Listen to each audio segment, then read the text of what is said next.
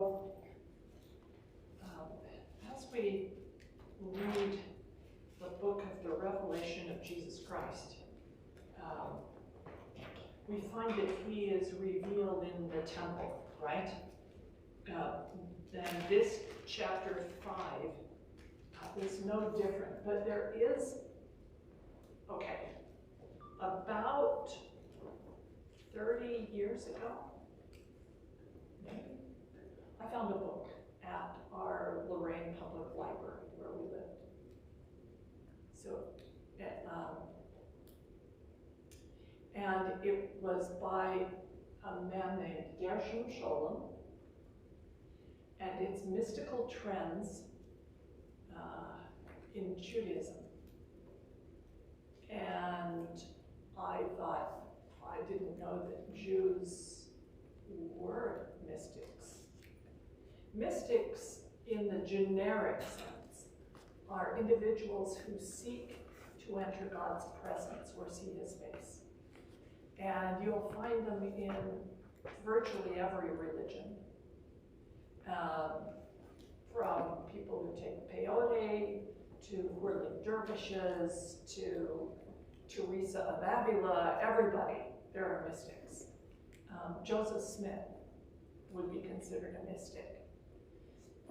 But I hadn't known of any rabbinical Jews who were mystics. They seemed far more scholarly to me. So reading this book was quite a revelation.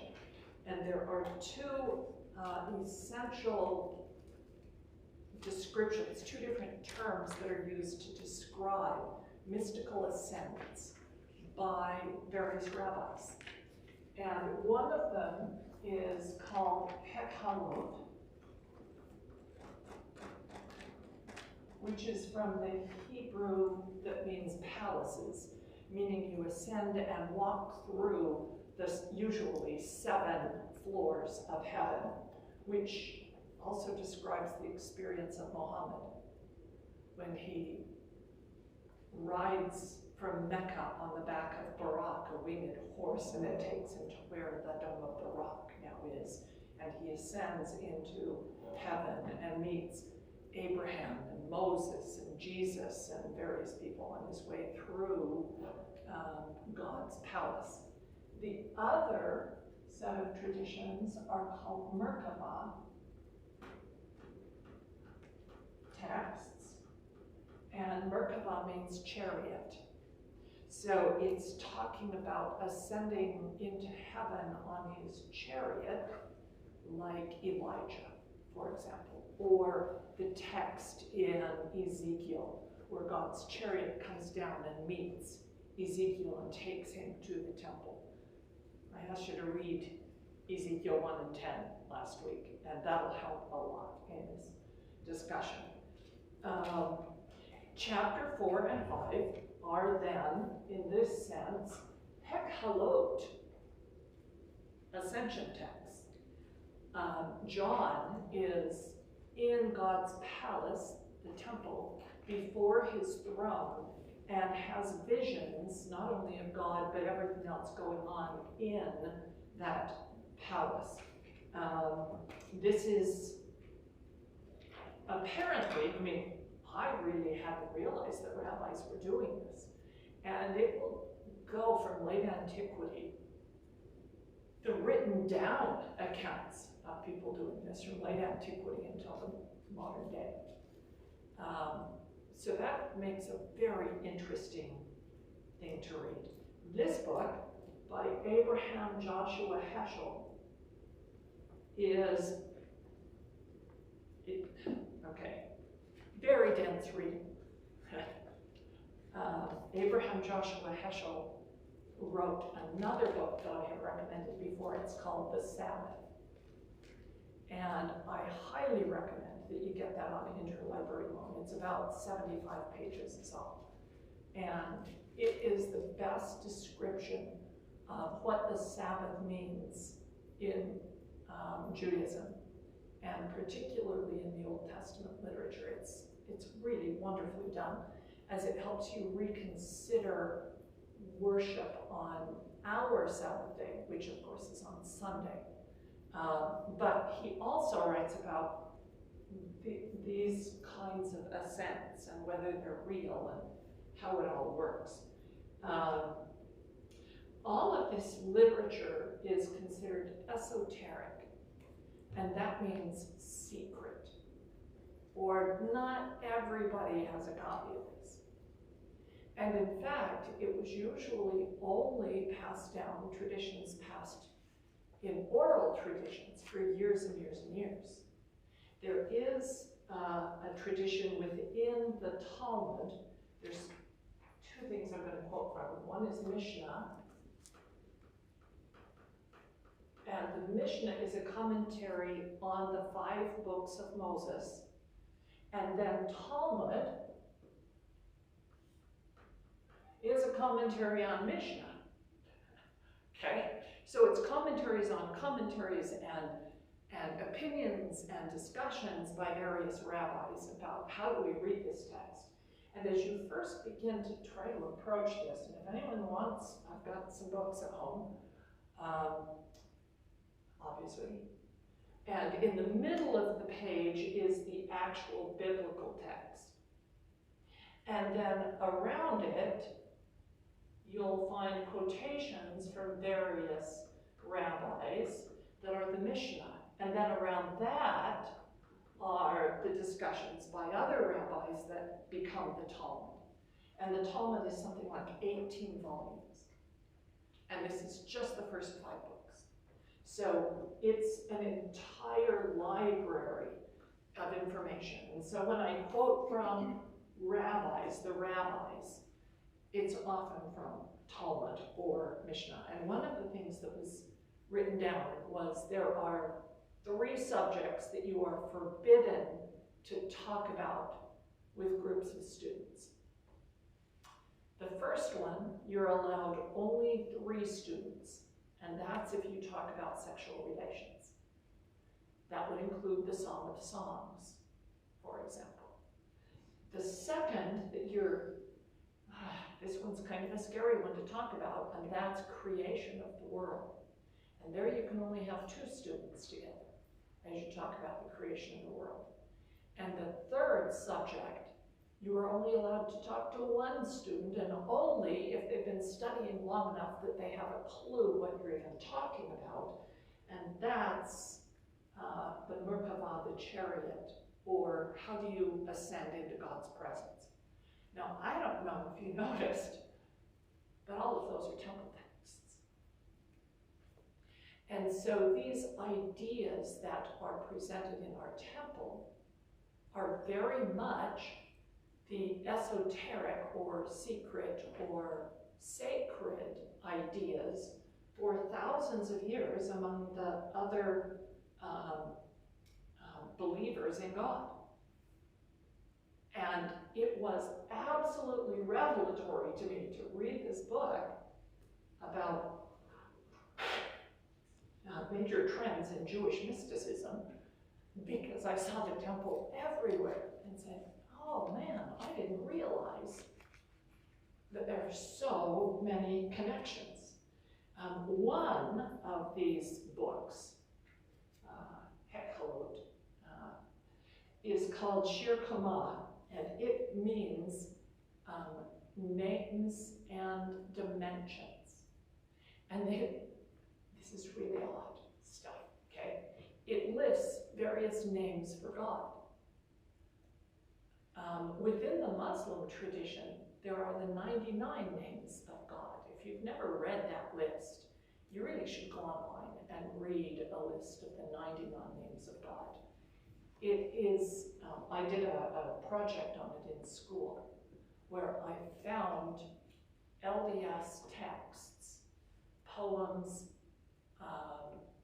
articles from the Ensign, quotations from people, artwork, LDS responses to every one of those 99 names.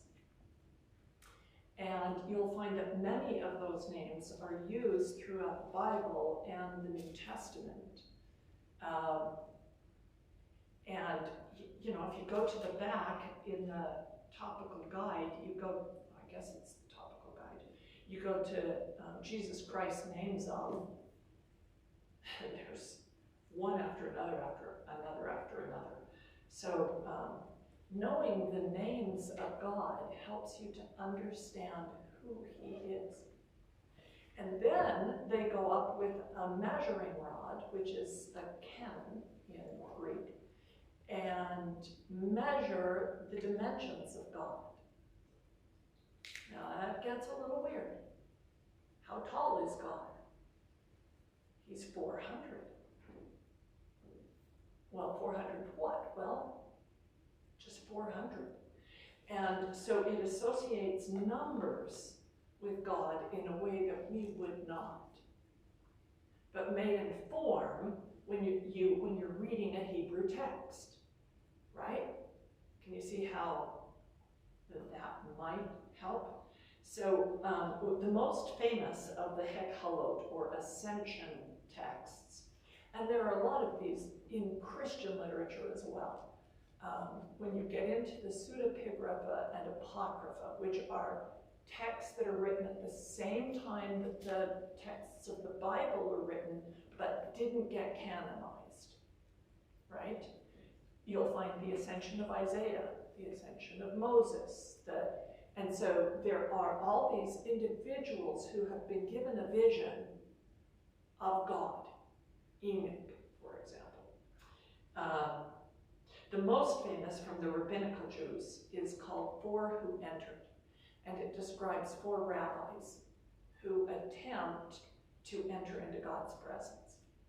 And it doesn't work for three of them, and it's the interesting thing about the story is what it says happens to those three, but Rabbi Akiva makes it in, and he reports. What I wonder if we recognize is that perhaps Luke chapter 4, which is the 40 days in the wilderness after his baptism, could be seen as an ascension text. Perhaps during that 40 years, especially with the notes and retranslation by Joseph Smith, we get hints at what Jesus is being taught during those 40 days. So if you go to Luke chapter 4, verse 1, Jesus being full of the Holy Ghost, and of course this is just after he's baptized, was led by the Spirit into the wilderness. What's the symbolism of the wilderness? What does that symbolize in biblical text? Well, it's a lot of things, but one of them is Eden. And Mark adds a very strange comment about Jesus when he's being tempted. He's the only one who does. It's really strange. Let me see if I can find it here. Verse 12 of chapter 1. Immediately the Spirit driveth him, Jesus, into the wilderness, and he was there in the wilderness 40 days, then was tempted of Satan, and was with the wild beasts, and the angels ministered unto him. What are the wild beasts? What? So there are those who will say the wild beasts are the four beasts that you see in the book of Revelation surrounding the throne, or that Ezekiel saw, the lion, the ox,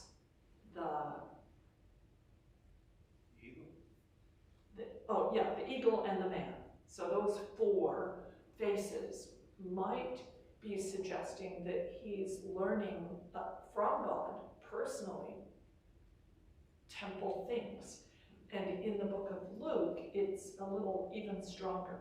So being in the wilderness for 40 days, he ate nothing, and afterwards the devil came, tempting him. So you don't want to think of the 40 days in the wilderness as 40 days of temptation by Satan. The temptations of Satan are minute moments during that 40 days. There's more important stuff going on. So Satan comes and says, if thou be the Son of God, command that this stone be made bread. And then it says, the devil taking him to a high mountain, Joseph Smith translation changes that. The Spirit taketh him up to a high mountain, and he beheld all the kingdoms of the world. What's a mountain in Scripture? Yeah, it's a temple, right? And so the Spirit is taking Jesus to the temple and showing him all the kingdoms of the world. That's interesting. Then, in verse 9, the Spirit brought him to Jerusalem and set him on a pinnacle of the temple. So we have the wilderness, a mountain, and the temple, all as locations at which Jesus is being taught. And what is he being taught? Well, one of the things he is taught is that he sees all the kingdoms of the world. And that becomes a major trend in other ascension texts of what these prophets are shown as they're taken into God's presence. Now, let's see where I have that. Sorry. I'm not sure of what order I wanted to talk about. Sorry.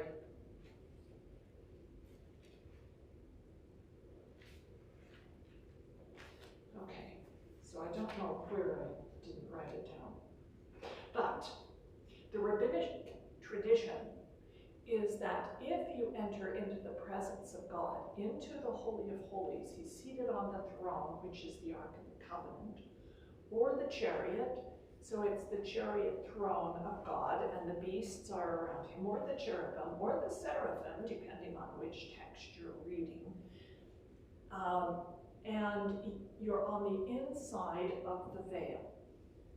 So if we were to draw a tabernacle or temple, we've drawn this many, many times, but in order to get to see the throne of God, you need to pass through the veil.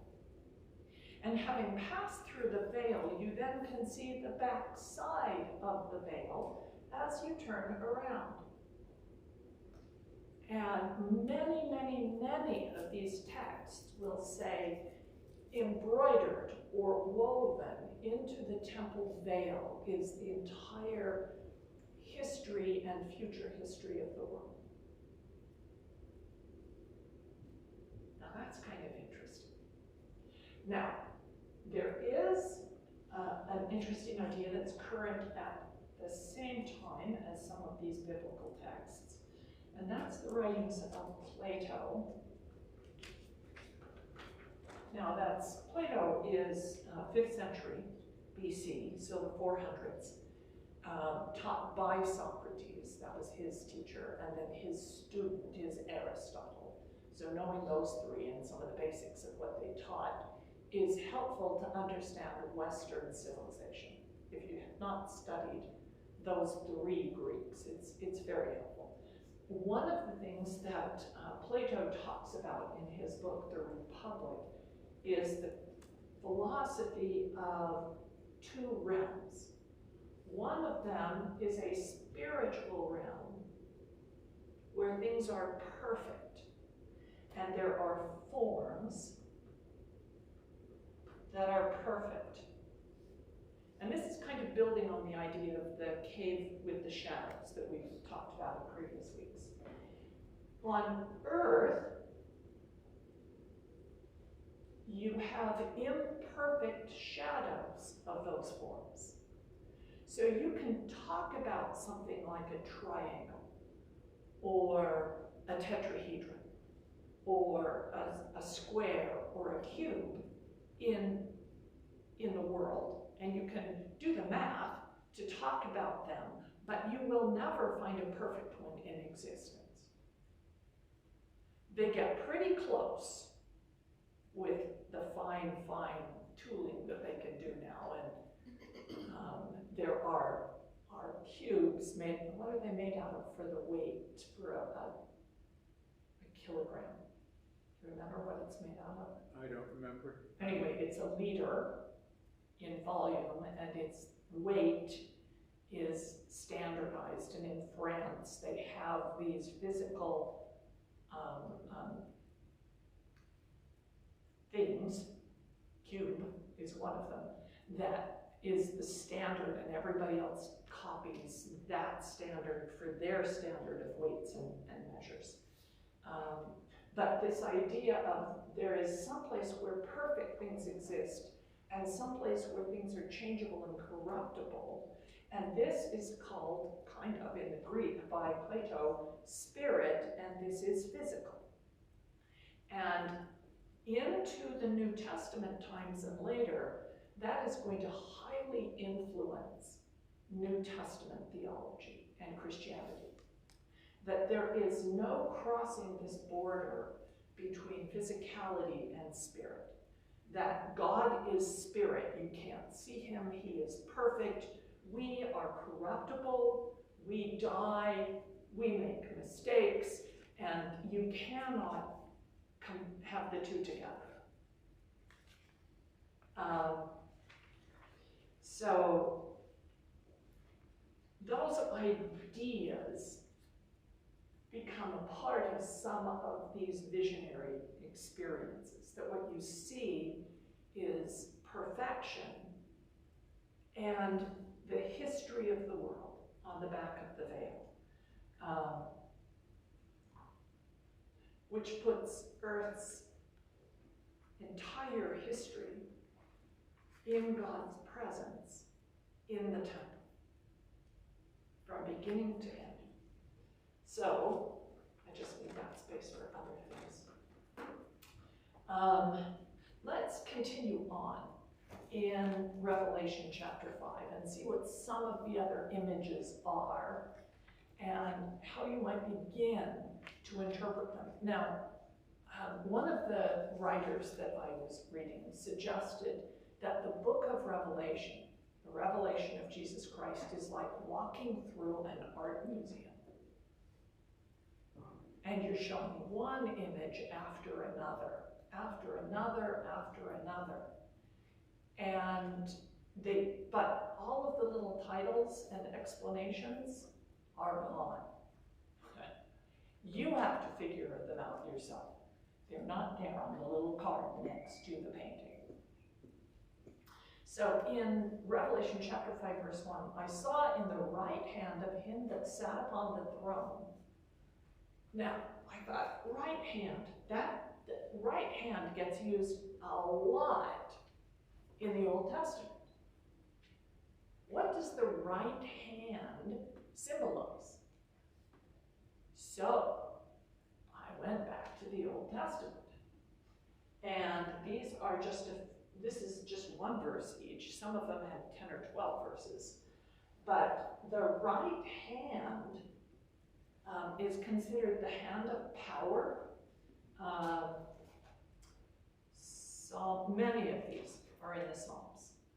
So let me just turn to the Psalms and we'll read some of them. So Psalm 89, there are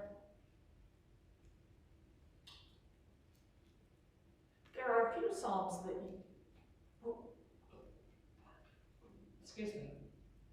that we really ought to recognize. Some people read a psalm every day.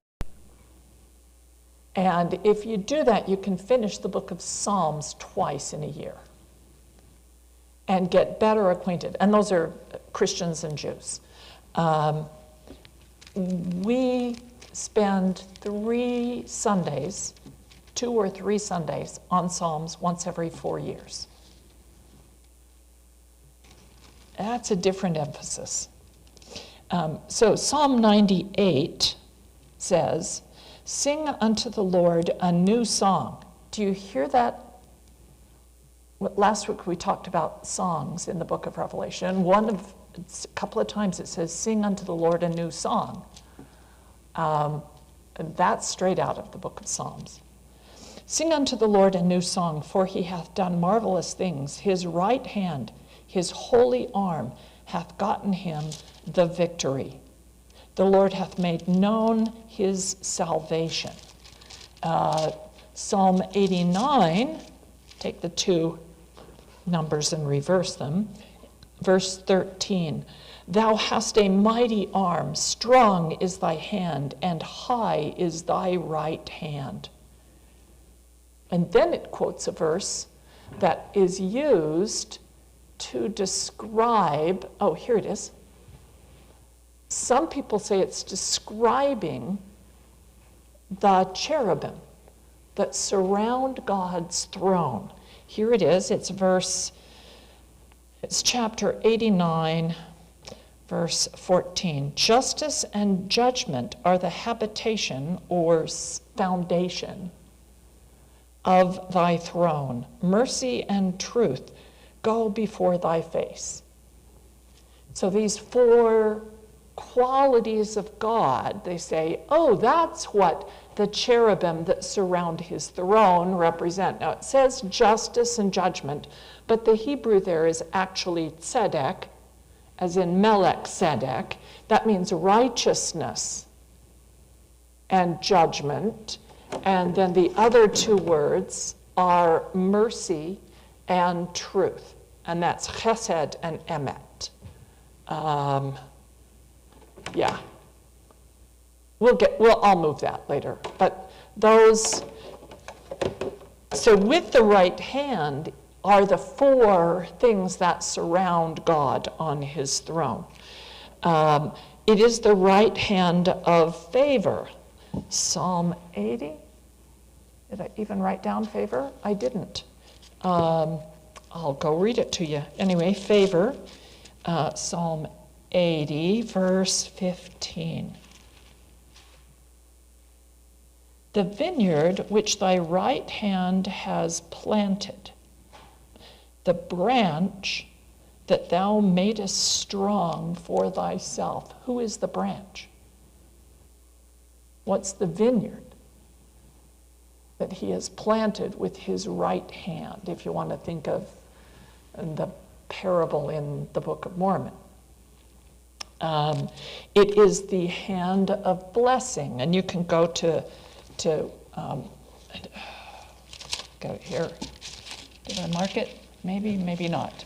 Genesis 48, which is the patriarchal blessings on the 12 tribes from Joseph, and as or from Jude, from their dad, from Jacob, who was blessing his sons. And when Joseph brings his sons, Ephraim and Manasseh, Manasseh is the older brother, and he should receive the blessing with the right hand. Ephraim, the younger brother, should get the left hand, but Jacob crosses his arms and uses the right hand of greater blessing to bless Ephraim. And Joseph tries to correct him, and his dad, who's now blind, says, leave it alone, son, I know what I'm doing. So the right hand of blessing is important. The right hand of God is also a military term. Now, for a long time, I didn't really understand, okay, you use your right hand to pull the sword. 10 out of 10 people, 9 of them are right-handed. So you're going to defend yourself using your right hand, but you also have the idea of the right-hand man, which means your best warrior, if you're the king, you're going to put your best warrior on your right-hand side, because as you reach over to get your sword, your flank is exposed. You've got your shield in your left hand, and getting that over to protect yourself while you're drawing your sword, that's a moment of danger. And so you've got your right-hand man there to protect you. And that's one of the images of the right hand in a military context. There's tons of them. So Psalm 110 is one of the more famous. Did I mark it? Of course not. Psalm 110. This is one of the Psalms you should read. It is a messianic psalm of David. So we were just talking this morning about, is that psalm, and I read this psalm, Psalm 90, is that written by David? And okay, it'll be identified as a psalm of David if somebody believed it was strongly enough. We don't know exactly which psalms were written by David and which were not. Some people will say the first 75 are by David and the last 75 are by somebody else. And yet here you have Psalm 110, which is attributed to David. And this one gets quoted probably 8 times in the New Testament alone. The Lord said to my Lord. Now, what's going on there? In the Hebrew, the Lord is Yahweh, Jehovah, said to my Lord, Adon, my Lord, Adonai, my captain, my ruler, my king, my important person. Sit thou at my right hand until I make thine enemies thy footstool. And Jehovah shall send the rod of thy strength out of Zion. Verse 5. The Lord at his right hand, that's David, because it's L small O-R-D. The Lord at thy right hand shall strike through kings in the day of his wrath. And you'll see that over and over and over again.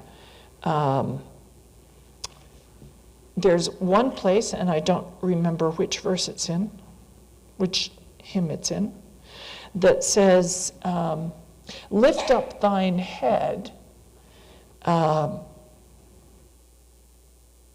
in a context of war, lift up thine head and taking a drink. Well, that's repeating the story of Gideon, where the men who remain in the war are the ones who didn't look at the ground and lap up water like dogs when they were thirsty. Instead, they cupped their hands and brought water up to their mouths so that their heads are lifted up as they drink. That's what the right-hand man is going to do. He's going to lift up his head. Okay, military. Sitting on the right hand of God, an image often used in the New Testament. Standing on the right hand of God is Jesus standing on the right hand of God as Stephen looks into the heavens. There is a person who is known as God's right hand. Psalm 18, verse 35.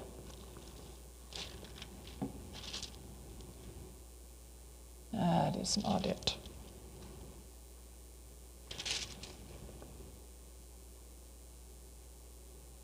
Teacheth my hands to war, a bow of steel. He hath given me the shield of thy salvation. Oh, there it is.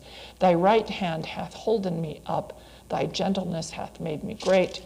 I have about 10 or 12 verses where thy right hand is a description of a person. You also have cleansing that is done with the right hand, and this is in the cleansing of a leper. You fill the priest's hand, and then the blood from the offering is placed on the right thumb, the right ear, and the right toe. And he's anointed with oil in the right hand of the priest on his ear and his thumb and his toe, like in the consecration of a priest in Leviticus chapter 8. You also have, I have lifted up my right hand to God. And so it's a phrase that is used often in oaths and ordinances. And then finally, there's the negative side, which is in Psalm 109 of somebody else. 109 verse 6.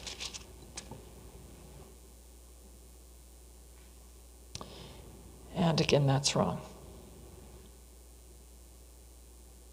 Oh, it is there. Set thou a wicked man over him. This is the wicked people. Should have a wicked man over them. And let Satan stand at his right hand. So, who's the right-hand man for the wicked? Satan is. Who's the right-hand man for God? Jehovah is. And you will see those two great warriors battle through the whole text. In God's right hand is a book, right, in Revelation, a book written within and on the backside sealed with 7 seals. Books and writing are a major theme in the revelation of Jesus Christ. I hate to tell you, if you don't like to read, that you're going to have a tough time learning all you need to know about Jesus if you don't read.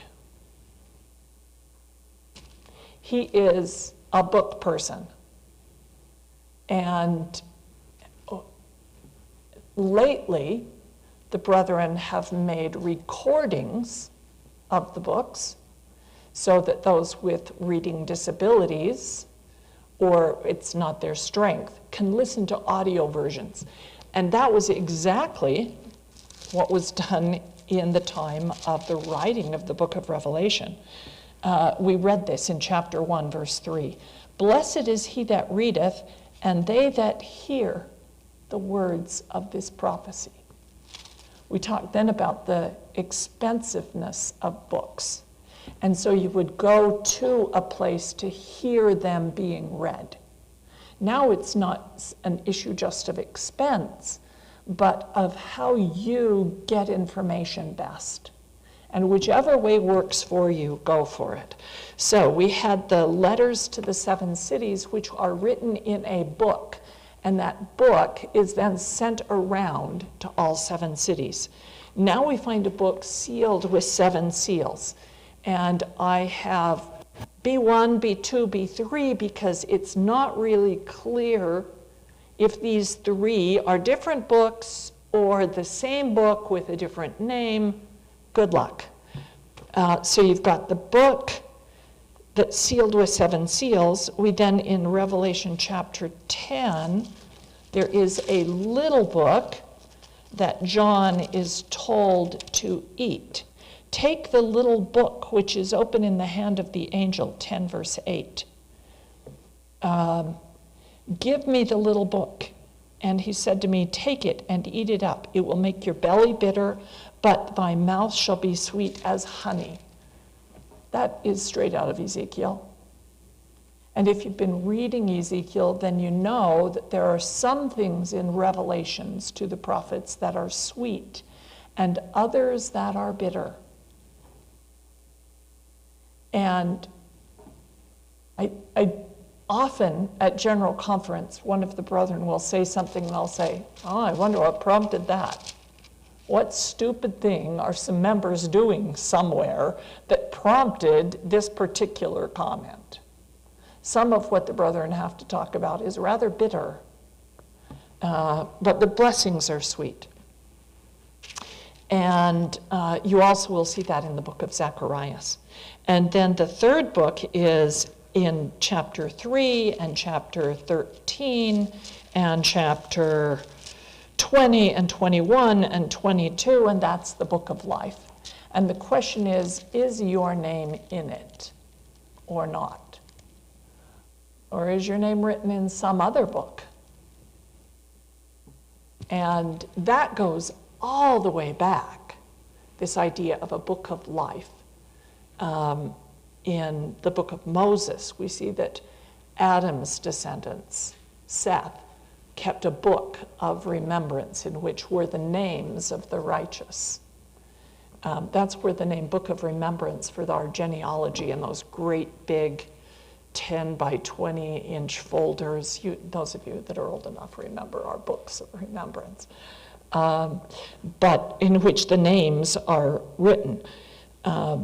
But this book of life is going to go all the way through. And Moses said, instead of the wicked people, blot my name out of the book. Let me atone for the sins that they have made. So an interesting position that Moses is in. And then there is this book, which is the book that John is writing. And repeatedly, he is told, write this vision, write these letters, write what you've just seen, write, over and over and over. And somebody noticed, and I think this is very interesting, that the first 3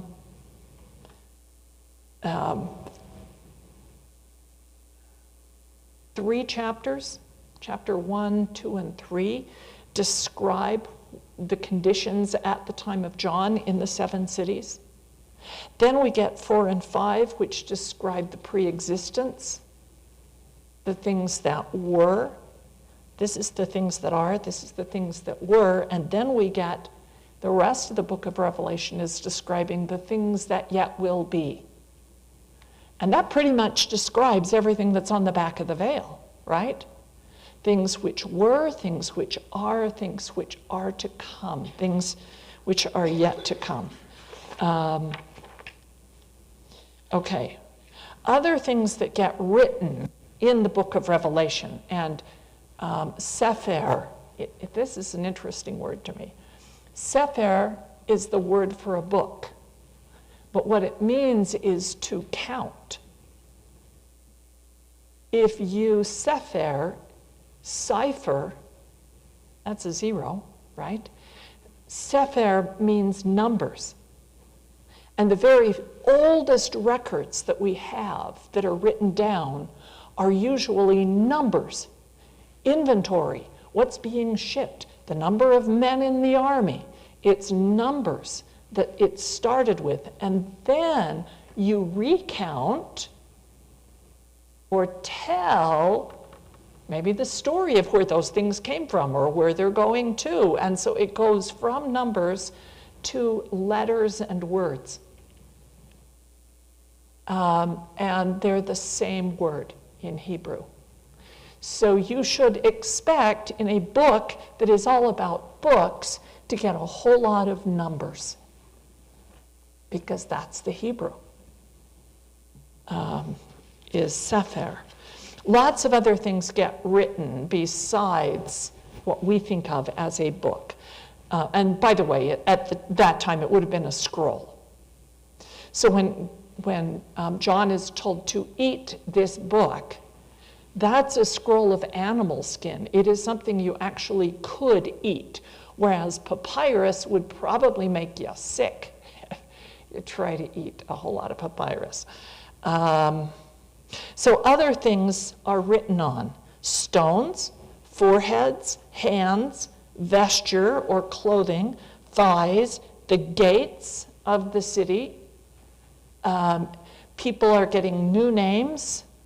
They receive a mark, which is written. And that, of course, is contrasted with the opposite, the negative side, the mark of the beast. And the names written, the blasphemous names written on the woman who is the great harlot of Babylon. So you're going to see writing from both camps. Yeah. All right, so we get 7 seals here and 4 beasts, and those numbers, along with 12, which you'll see coming up later in the book, and 12 times 12, 144, so many different numbers getting used over and over. 4 is seen to be something very earthly, because there are 4 directions: north, south, east, and west. There's 4 corners to the earth. 4-ness then takes on a connotation of something to do with mortality. 40 is also about mortality. It's the same thing raised up to another level. And words that are spelled with a 4, that's a D, 40, that's an M, or 400, that's a T, have to do with mortality. For example, Demut is destruction.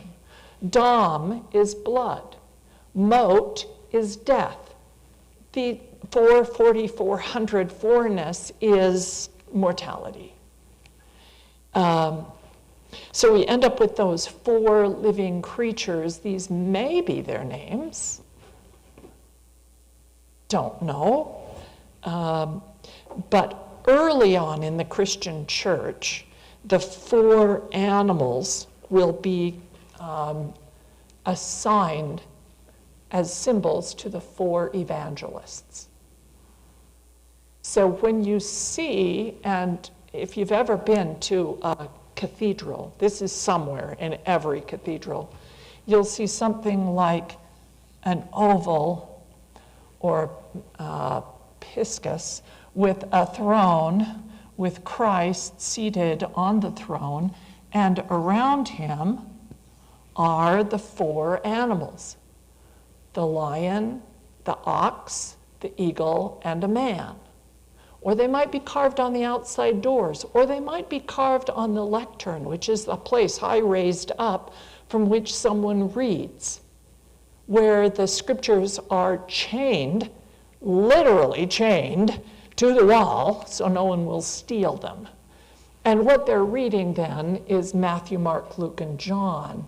And it is the gospel writers, Matthew, Mark, Luke, and John, that carry the life of Christ to us. So can you see how they become the cherubim around the chariot or the throne of God? Does that make some sense? Are these literal animals? Joseph Smith will say, yes, there are literal animals in heaven. Almost every other scholar you talk to will say, I don't know if there's animals in heaven, but these beasts have interesting symbolism attached to them. And I think that you can believe that the cherubim, these symbolic animals surrounding the throne of God, are symbols, as well as believing that your pets are going to be in heaven. Okay? I don't think that those are choose one or the other. I think it's okay to believe both. There are also negative numbers. Now, 7, which we're going to see often, the 7 seals, the 7 vials, the 7 angels, the 7 trumpets, and 12, as you get to the 12 tribes with the 4 gates on the city of Jerusalem. What does that tell you about the New Jerusalem? That it is not yet eternity, that instead it is still, oh, I already erased it. It is still something in the mortal plane, or at least the physical plane, because it is dealing with 4-ness. And I would say that it's representing an Edenic place, and that's where the tree of life is and where the water is flowing, and God is the light that is there. Okay. There are negative numbers. One of them is 6, that is negative. And you'll read about 42 months of war. And this is also back in Daniel. And that's 6 times 7. And so numbers that are multiples of 6 sometimes are problematic within the text. 666 we will come to as the symbol for one of the great enemies, right? The Antichrist. The Dead Sea Scrolls have given us a really interesting glimpse into what that might mean. And I'm looking in Kings, and it's actually Samuel I need to go to for David, the story of David.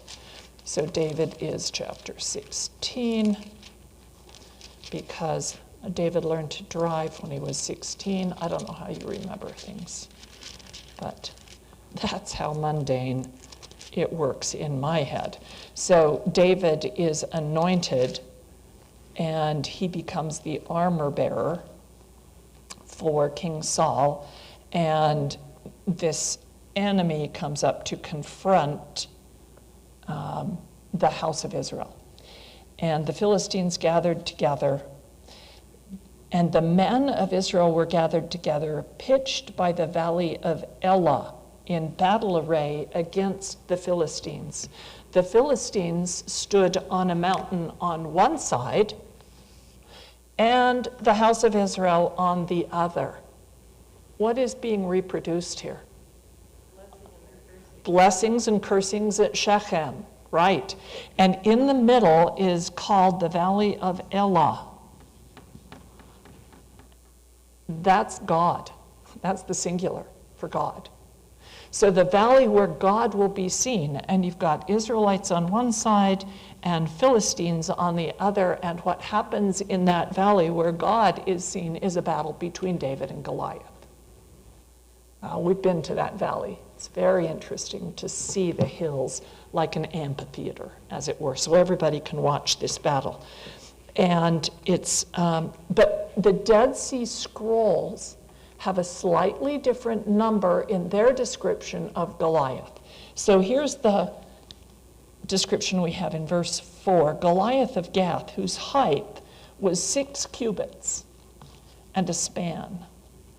If you go up to 7, the staff of his spear was like a weaver's beam, and his spearhead weighed 600 shekels of iron. Now, as we have it right now in verse 5, the weight of the coat of mail was 5,000 shekels. But in the Dead Sea Scrolls, which are older than the text we're working from in English translation, the Masoretic text, the version we're working from is 1000 AD. And the Dead Sea Scrolls are at least 200 to 300 BC. And there it has the weight of the coat is 6,000 shekels. So who has 3 6s associated with him in a battle? It's Goliath. So you can fiddle around with the 666 and try and find the name of the emperor who was emperor at the time, and there are various ways to do it. Many people end up with Nero. I think they're not so worried about the literal political situation. How much in the rest of Revelation 4 and 5 is literal? Okay, so I'm thinking you need to go back and see what this symbolizes. Who is the Antichrist? Who is it that battles against the son of David? Okay, so I think that it represents Goliath. 1 Samuel chapter 17. Okay. Then we find, I heard a strong angel, verse 2, proclaiming with a loud voice, who is worthy to open the book and loose the seals thereof? And no man in heaven, nor in earth, nor under the earth was able to open the book, neither look thereon. And I've said this before in class, but I can just picture this. We've all done this in a classroom. When someone asks for someone to volunteer, you look down. Because if you can't see the teacher, she can't see you. Right?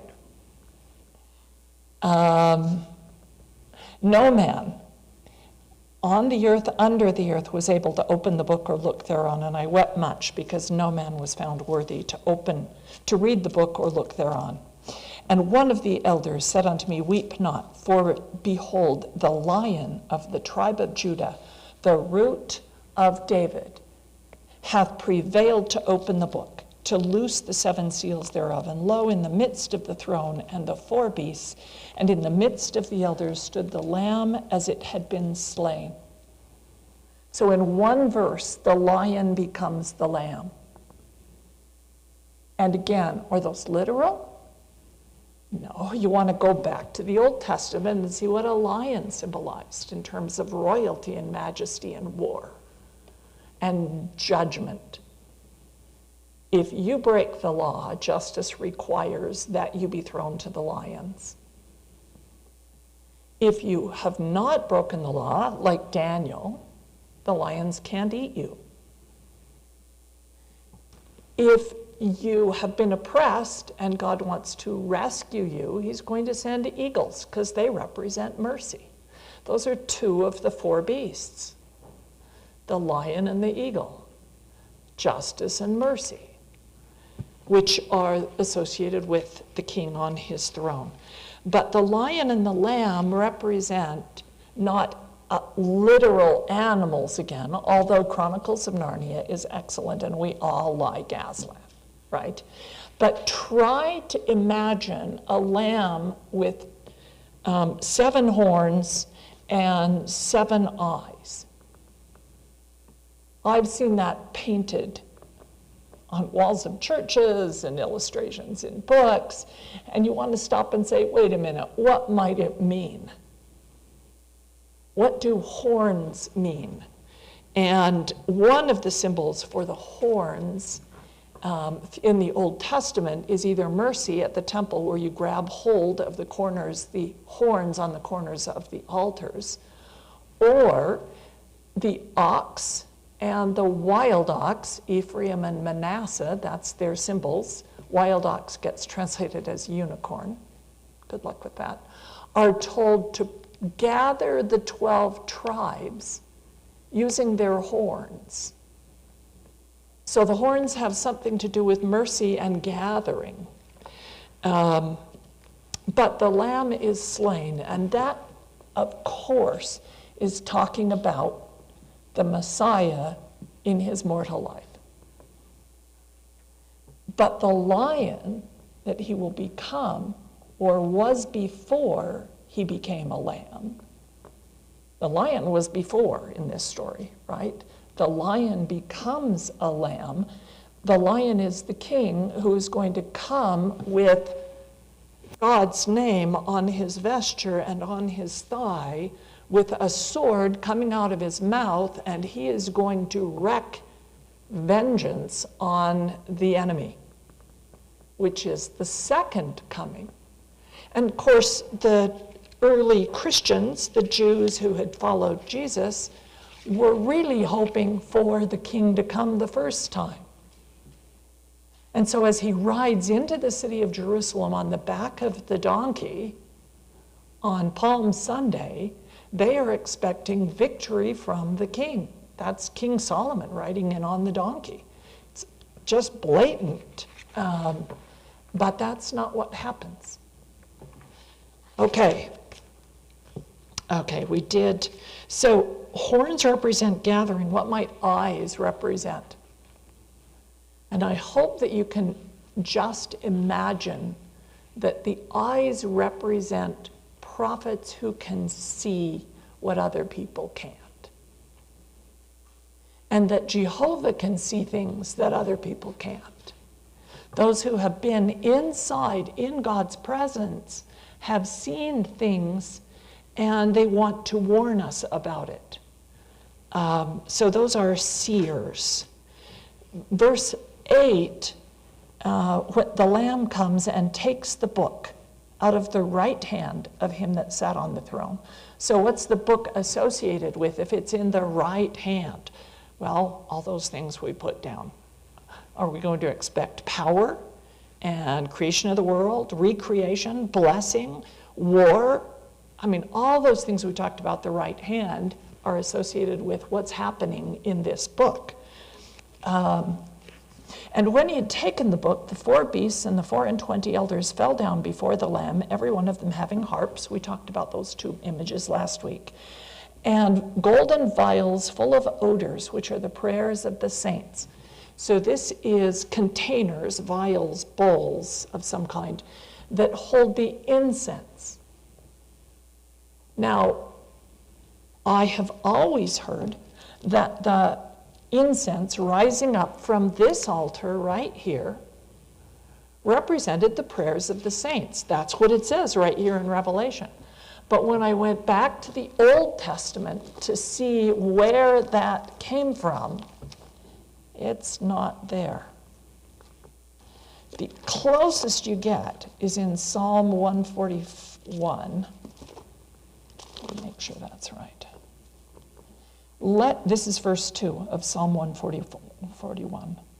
Let my prayer be set forth before thee as incense, and the lifting up of my hands as the evening sacrifice. So the lifting of your hands as you pray, which was the typical stance for prayer in the Old Testament, is replacing the burning of incense and the wave offerings of sacrifice. But that's a metaphor there. Here you have prophets writing, these are the prayers of the saints. If you go to chapter 8, an angel stood at the altar having a golden censer. And you know this is the altar of incense because there was given unto him much incense, that he should offer it with the prayers of all the saints upon the golden altar which was before the throne. And the smoke of the incense came up with the prayers of the saints and ascended up before God. So by the time the New Testament gets written, there's one meaning to the smoke rising off the altar, and that is the prayers that are going up. But in that same chapter, in fact, just in verse 5, what is the incense also representing? The angel took the censer and filled it with fire of the altar and cast it to the earth. And there were voices and thundering and lightning and earthquake and hail and fire mingled with blood. And so this terrible, all the plagues coming upon earth, cast down upon earth, the very first image is that it is the burning incense from the temple. But in a way, it's in answer to the prayers of the saints. And this is chapter 6, verses 9 and 10. When he opened the fifth seal, I saw under the altar the souls of them that were slain for the word of God, so the martyrs, for the testimony, martyr in Greek, which they held, and they cried with a loud voice, How long, O Lord, holy and true, dost thou not judge and avenge our blood on them that dwell on the earth? So there's prayers of the saints, and what they're asking for is for God to avenge them. Vengeance is mine, saith the Lord. You're not supposed to go and avenge the wrongs yourself. You're supposed to let God do it. And so God comes to avenge and shows wrath. And then maybe my favorite verse in chapter 5 is, or 2 verses, 9 and 10. And they sang a new song. Now, here's the thing about songs. Songs enable you to speak in unison. So anytime you're speaking in unison, it's as if you were singing. So you might think of some time when you're surrounding the altar, speaking in unison, okay?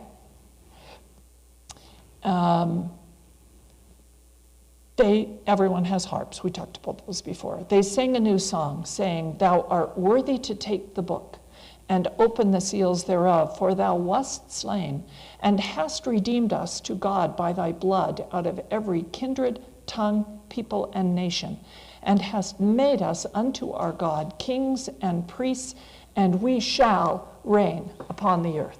Now, what I really love about these verses is the verb tenses. Did you notice that? The verb tenses here? It goes from thou art worthy, present tense, thou wast slain, thou hast redeemed us, thou hast made us, past tense, and we shall reign in the future, all in one sentence. We have seen past, present, and future before, back in chapter 1, verse 19. Write the things which thou hast seen, the things which are, and the things which shall be hereafter. What you've seen in the past, what's happening now, what will happen in the future. Past, present, future. This book is all about past and present and future. It is all about time. And there are some famous hymns, like the Psalms. One is called Adon Olam, okay? That means Lord. Adonai, Adon, is Lord. Olam, good luck translating that one. Olam means the world, the earth that we live on, this planet, or the solar system, or the entire universe, or eternity, or forever.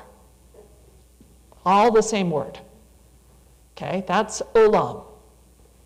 And that's what we're talking about, is eternity. And in this song, it has this eternal master who reigns supreme.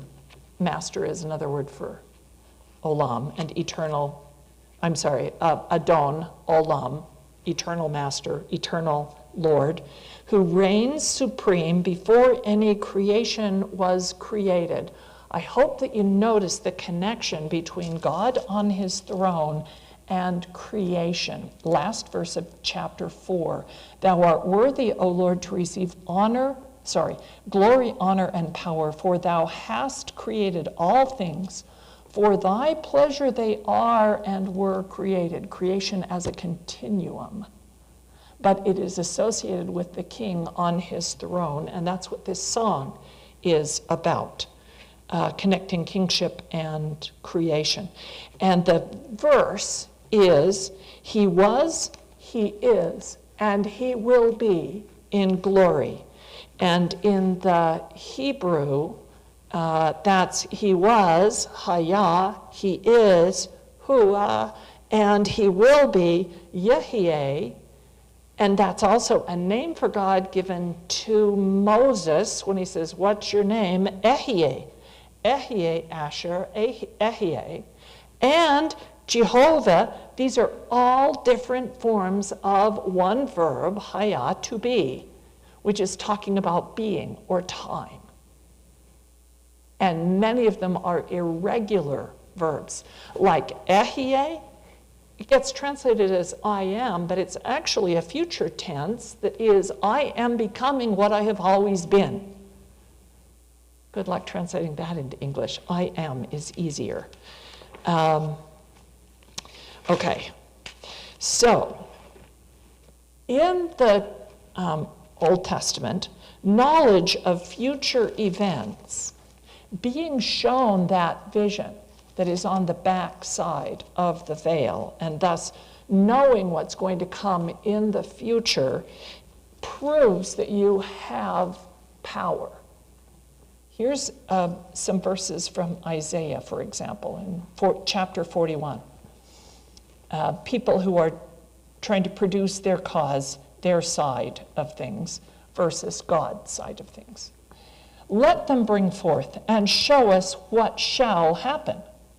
Let them show the former things and what they may be now. Do you see past, present, and future is what you'll be asking these supposed prophets to show. That we may consider them and know the latter end of them, or declare to us things to come. Show the things that are to come hereafter, that we may know that ye are gods. If you enter into God's presence, in a way, you have become divine. I hope you see that. It's not necessarily just a future event, but in a way is current. Now, what I'm going to do now is read to you from a speech that Margaret Barker gave back in about 1995. And okay, this is way more academic than most stuff that I'll do in class, but I want you to get a sense of how this imagery or idea of the veil and those who pass inside the veil and what the symbolism of it is, because that's a part of our lives. How do we interpret that moment? So this is from Margaret Barker, and I will send you out a link to her entire paper. The veil of the temple was woven from blue, purple, crimson, and white, and embroidered with cherubim. The veil in the temple, the veil in the temple was done that way. The veil in the tabernacle was similar. Both are valuable pieces of fabric. Now, we don't usually think about, like that piece of fabric hanging on the stage. I don't know any children who think it's valuable. More than once I've had to say to some deacons, excuse me, stop hanging on that. Those curtains cost a fortune, and we can't clean them. I mean, look how big it is. How are you going to clean that? Both Antiochus Epiphanes, the Greek, and Titus, the Roman, who took over the temple, both took the veil as one of the great treasures. In the second temple, it was 200 square meters of fabric. Now, in our day, we can imagine that easily. Imagine it 2,000, 3,000 years ago. What it would take to create 200 square meters of fabric. And when it contracted uncleanliness and had to be washed, 300 priests were needed to do that job. That's from the Talmud.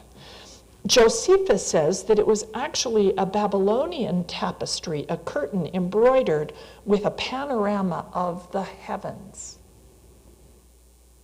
Josephus is at the same time as John. The veil was the boundary between earth and heaven. Josephus and Philo both agree that the 4 different colors from which it's woven represent the 4 elements of the earth: earth, air, fire, and water. Disney just did a movie called Elements, and it annoyed me because those things are not chemical elements like the periodic table of elements. Anyway. Scarlet represented fire, blue the air, purple the sea or water, and white was the linen which grew out of the ground, so earth. The veil thus represents matter. So when you leave the spiritual realm and take a physical body upon you, it's when you pass through that veil. In the same way, when Jesus is crucified and the veil is parted or torn so that he can return, it is his body that is torn and his spirit returns into God's presence, in a way. Okay? That's how many Christians see it. The high priest wore a vestment woven from the same 4 colors, and it represented the whole world. The high priest, however, took off those colored and embroidered clothing before entering the Holy of Holies, because the robe is the visible form of matter on earth, and he enters wearing only the white linen robe, which represents a garment of light. Philo describes the ascension of Moses, when Moses saw God on Sinai, that he entered the darkness where God was. Why would it say darkness? Because there's no windows in this room of the tabernacle or temple. There is a menorah here that gives light. And out here you've got sunlight, but in here there is no light except God's light. So if he's not there, it's dark in there. And you'll see that repeated in the coming of the New Jerusalem. There is no sun or moon because God is the light. He enters into a place where the unseen, invisible, incorporeal, archetypal essence of all existing things are presented. Can you see how Platonic that phrase is? That's like Plato talking about the various forms, the perfect circle, the perfect triangle, the perfect sphere or cube, the perfect lion, the perfect eagle, the unseen, invisible, incorporeal, archetypical essence of all existing things. And beheld what was hidden from the sight of mortal nature. It's what the Quran describes as an uraz nihiye, which is knowledge of the mysteries. So if somebody starts talking about the mysteries of godliness, they're talking about the things that are only within the veil. Peter will mention the things upon which the angels longed to look. That most angels never got in there and didn't get to see what's on the back of the veil. They don't know the end from the beginning. In the apocalypse of Abraham, he was taken up into heaven where he saw the stars far below him. God said, look at your feet, at the firmament, understand the creation of all. Third Enoch, Metatron takes Enoch up. I will show you the veil of the all-present one, which is spread before the Holy One, blessed be he, on which are printed all the generations of the world, whether done or yet to be done, to the last generation. I went with him, and he pointed them out to me with his fingers, like someone teaching his son. Looked at the hand of God at the veil. When history was revealed to Moses on Sinai, according to Jubilees, he was shown on the mountain what was in the beginning, what shall be at the end, and what will happen in the division of all the days. So between the beginning and the end are days divided up, and we'll talk about those days next time we meet. Until I shall descend and dwell with them. Moses received a vision that included the knowledge of the future, the worlds that have not yet come. Something similar was said of Jesus by the early Christian writers, Ignatius of Antioch, Clement of Alexandria, and Origen, that he was the high priest who had passed through the veil on the Day of Atonement and revealed the secrets of the past, the present, and the future, and that he then came back and taught those to the 12 during the 40-day ministry. So just like he had learned those things during the 40 days after his baptism, after his resurrection, he comes back and teaches the 12 during the 40 days after Easter and before Pentecost. You can read about the 40-day ministry of Christ in the writings of Nibley. It's absolutely fascinating. This implies that those who had passed beyond the veil and entered the sanctuary had entered the first day of creation. How might we understand any kind of depiction of past, present, and future, of time, space, and eternity in a drawing? Good luck with that. And that's why so many of the images of Revelation are so odd. But listen to this quotation from President Hinckley. You have the potential to become anything to which you set your mind. You have a mind, a spirit, and a body. With these three working together, you can walk the high roads that lead to achievement and happiness. Okay, math can do this. I don't know if art does it very well, but math certainly can.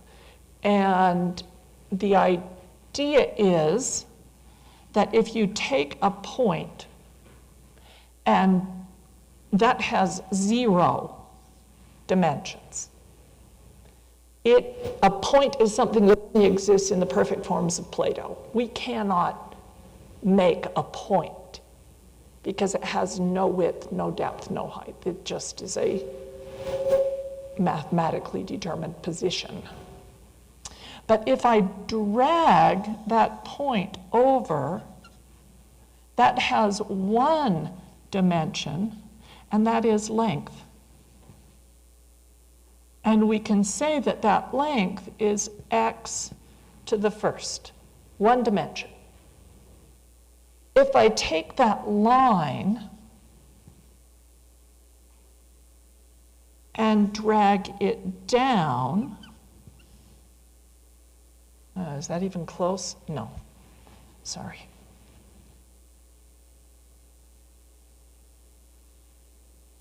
If I drag it down the same length, I end up with 2 dimensions, which is x squared, and this is a square. I don't know how old I was when it occurred to me that the name we use for x to the 2 is squared, and it means a square. No, I was not taught that by my math teachers. I don't know why. If you take this square and drag it forward out of the board, sorry, that's got to go a little lower. That's same distance. You end up with x, x, and x, or x cubed, because it makes a cube. Why didn't my teachers teach me that? This is 3D, right? I would suggest that this might represent, in President Hinckley's sentence, mind, which existed from the beginning, spirit, where we were born to our heavenly parents, and body, the 3D material world in which we now live. But this next step is the interesting one to me. What do you get if you drag this square?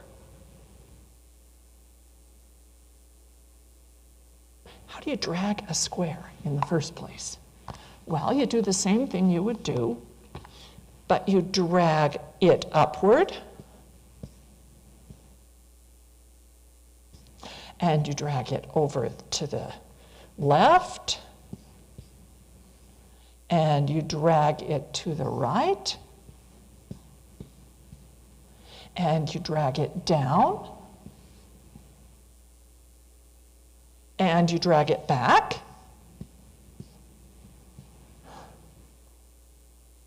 and did I do the forward? You drag it forward, and it gets so complex you can't even see what you're doing anymore. And that is a mathematical representation of 4-dimensional space or time. This is called a tesseract or a hypercube.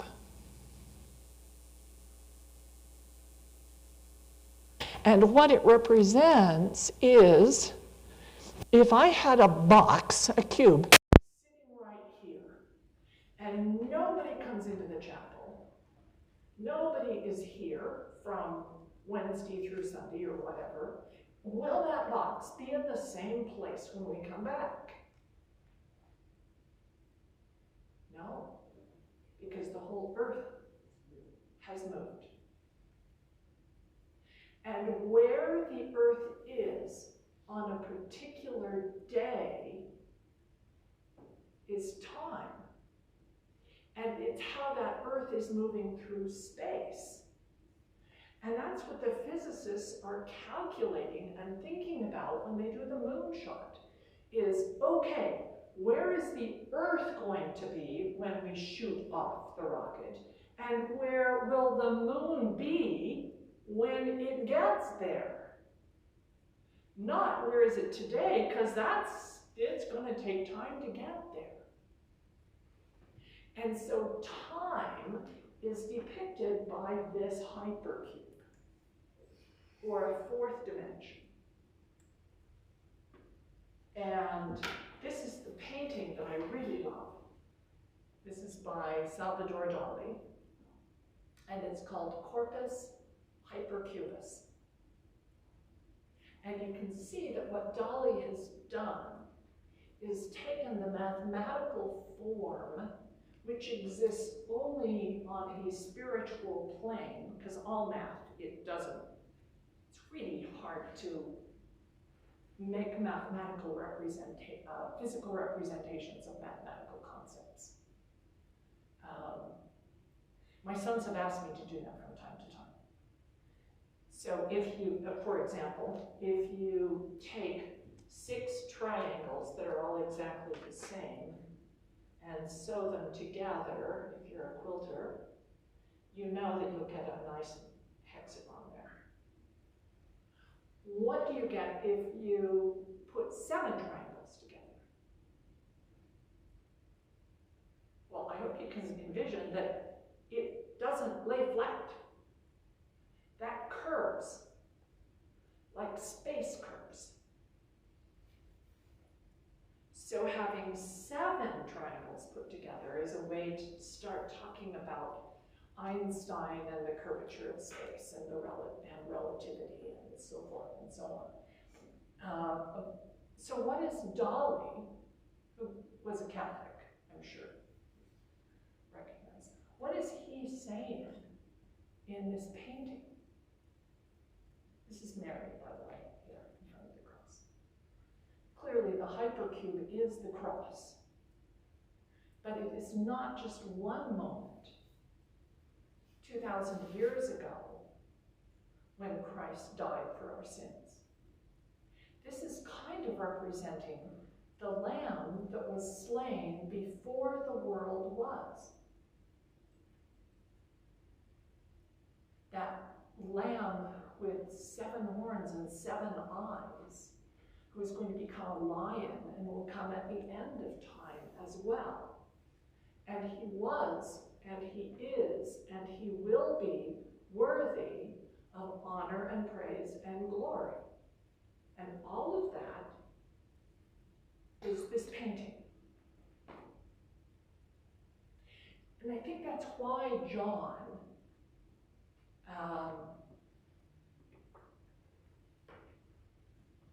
was trying to present these kinds of images in the book of Revelation. Images that pull together math and words and books and animals and angels and incense and thrones and wheels and eyes. And they're all as literal as this is. But hopefully for you, as you read them and spend time thinking about them, they will be as full of truth and ideas and theology as this painting is. And I leave that with you in the name of Jesus Christ. Amen. This is why I love Marilyn Maxwell. Okay? The Lord himself said that he knoweth all things, for all things are present before him. That's Joseph Smith in Doctrine and Covenants, 38, verse 2. We also read that all things are present with me, for I know them all. Moses chapter 1, verse 6. Therefore, God's omniscience is not solely a function of prolonged and discerning familiarity with us.